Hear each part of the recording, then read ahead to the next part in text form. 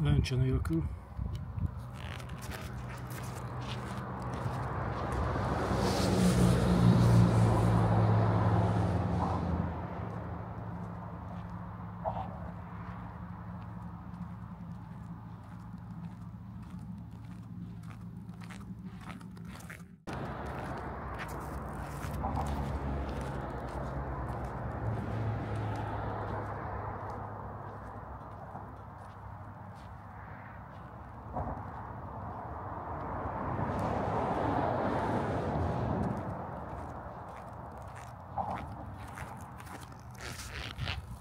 Lencse nélkül.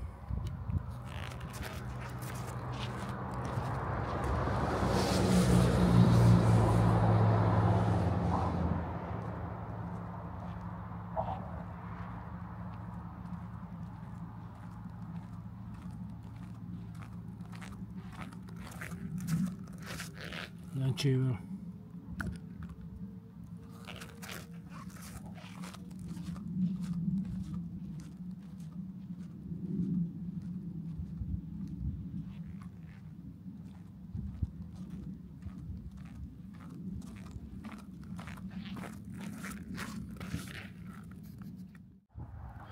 Most csinálunk egy tesztfelvételt lencse nélkül, tehát ez az Osmo Pocket 3-nak a gyári lencséje, és rárakom akkor az anamorfik lencsét.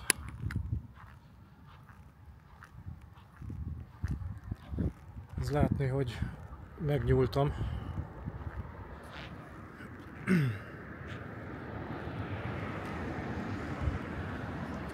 Lencse nélkül. Most nem megyek, tehát lencse nélkül, hagyományos felvétel. Egy megnyúlt fej látható. Na nézzük meg, mit csinál ezzel a DaVinci Revolve.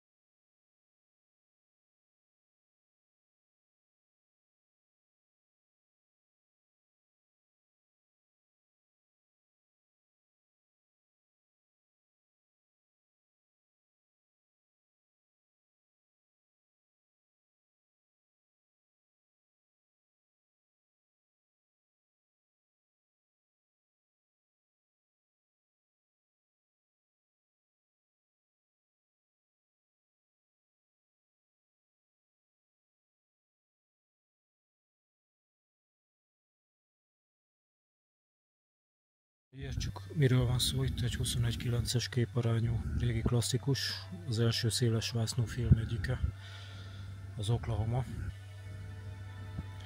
Hát itt például látni, hogy alul és fölül van egy fekete csík. Ez ugye a széles vásznú filmeknek a sajátja.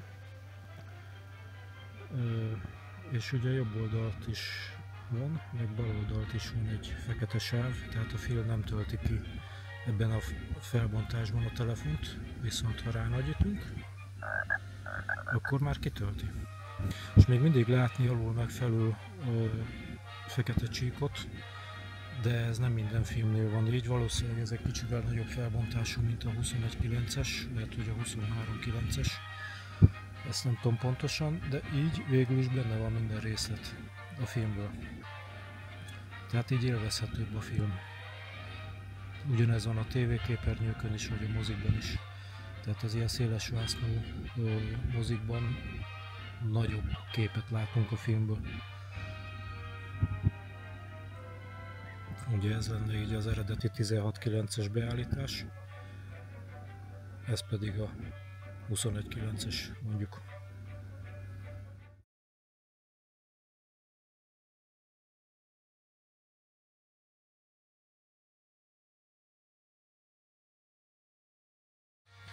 Ez egy 16.9-es képarányú Billy Idol videóklip. Látni, hogy a bal és a jobb szélen ugyanígy fekete sáv van, tehát nem tölti ki teljesen a széles vásznú képernyőt. Föl tudom nagyítani addig, viszont akkor így a klipnek az alja meg a teteje az lemarad. Tehát ha mondjuk Billy Idol éppen úgy áll, akkor a fejének a tetejét levágja. Ugye egy magasságra, ha visszaállítom, akkor többet látni a filmből, de ott van a zavaró csík két oldalt.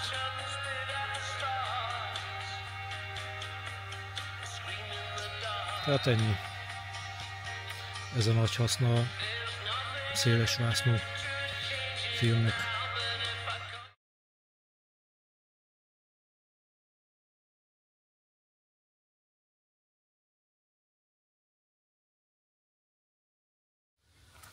Egy széles vásznú felvétel a Dunapartról.